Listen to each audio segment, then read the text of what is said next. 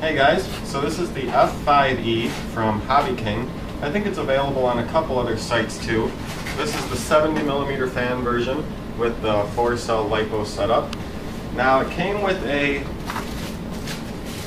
45 amp ESC with an external DEC. Before I even got this plane built, just plugging it in and setting it up, the DEC caught smoke. I wasn't even doing anything. Hadn't even flown the plane yet. So I'm going to contact the company and see what they do about that, but don't trust the stock ESCs or BECs in most of these cheap planes. Most of the time they burn up before you fly or when you fly. So I replaced it with a 60 amp E-flite ESC. Another big problem I had with this plane was the stock retracts would not work. They all go to the gear channel, of course, and I could not get all of them to stop twitching. I could get one to stop twitching, but then the other one would twitch. Or this one would stop twitching and then this one would twitch.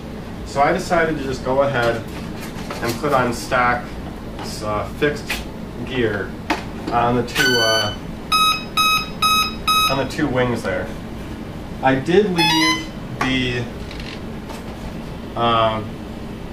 retract on the front nose gear, so it does still retract. And I've got that one working good. So a little bit different than it should be, but that's fine. I got one retract there. Now something really funny is happening here. I've taken out my battery cage so I can get under and look. But Cassie, come up here and look at these wires here. So here we have one aileron servo coming to plug in here, and the other aileron servo, same thing, plugging in here. Now they connect right to here, and then if we follow this wire down, it's going to go around, and there's two wires, and as you can see, this aileron port, there's two wires going into that plug. It's plugged directly from the servos straight into the aileron port, and it's not a Y connector, it's just basically two plugs into one connector, if you can see that on the camera there. So they're plugged directly into the aileron port. I've checked everything is plugged in correctly. And if we move the aileron stick on the controller here, and then look at the jet, the ailerons work just fine. Okay?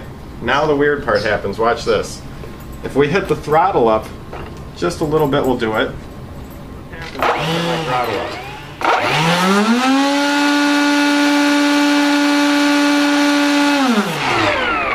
My aileron servo starts twitching. You getting the controller in it too? Now look at this, it's plugged into the aileron port, of course, but throttle. For some reason the throttle is causing it to twitch. Now if you didn't notice that, if you did a ground test and you just tested your ailerons to see if they worked, and then you took off really quick from a distance and you weren't standing right by your plane, it would have taken off and crashed on you. I mean, there's been so many things wrong with this plane, it's lucky I've checked pretty much everything on it. They're really selling some crappy products, and you know, other than that, like I said, the retracts were horrible. Something's wrong with this servo. I'm going to go ahead and try putting on my own servo extension and Y harness from each of those servos, see if that fixes it. I have no idea what could be causing that twitching. The ailerons, like I said, are plugged directly from each servo into the aileron slot. They are not connected to the throttle at all in any way. So I have no idea what's causing that. So like I said, I'll put on my own extensions here and a Y harness. Get that hopefully working correctly. I'll show you next time. The only other modification I did to it, like I said, I put in the 60 amp ESC down here. And then the other modification I did was these wings. They still are pretty flimsy. They're glued in good, but they're really flimsy. They bend pretty easy. So I sliced a hole in the length of the wing here, and then I used just a wooden, it's not very thick, but it's pretty sturdy. It's just a wooden kebab stick. It's a kebab stick, actually. Yeah, I didn't have any carbon that was thin enough to get really like in there because the wings are pretty skinny. So I used a kebab stick and I glued it in really good and put tape over it, so it's a real hard piece now there. So that should help hold the wings a little bit more sturdy than they originally were. So I'll go ahead and try to get this aileron servo fixed so it doesn't twitch when I give it throttle. And other than that, the rest of it's working now. So we'll get this up in there soon. So here's the connector that was in there when the aileron servo is twitching with the throttle input. It's just a standard kind of Y harness, but it's long, you know. And don't know why this would be causing that, but I put in my own, like I showed. The orange here is my 2 servo extensions.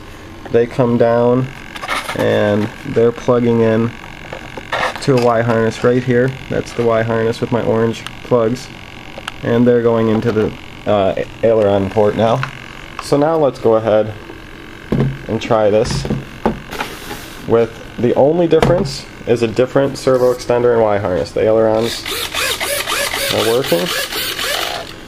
And now let's give it a little bit of throttle here.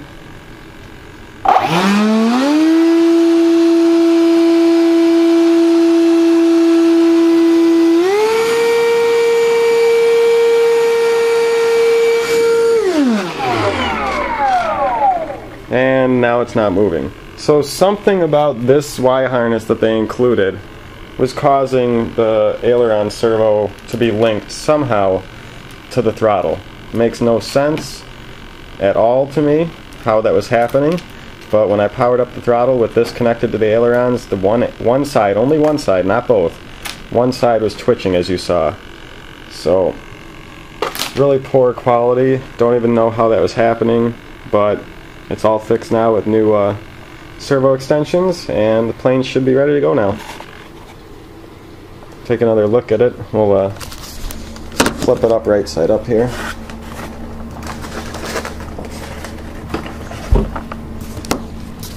I added in a little pilot from it's the same pilot that's in the Habu by Park Zone. Only one other mistake I had is I cut a little too high when I was putting on those wheels.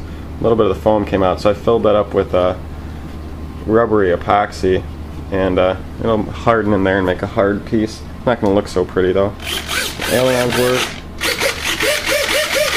Elevator. Rudder. Steerable wheel. And then of course, if we can get this, and it's locked in there nice and tight. And it's locked out here tight. It wiggles a little, but it's locked. So, there it is. F5E Tiger by HobbyKing. Says it comes 97% ready built, but still took about 3 hours to build because of all the problems it had. So, really don't recommend this unless you plan on putting a lot of new parts into it and really checking everything, which you should do, especially when you buy junk planes from HobbyKing, Nitro Planes, or Banana Hobby. So get this up in the air soon and see how it flies.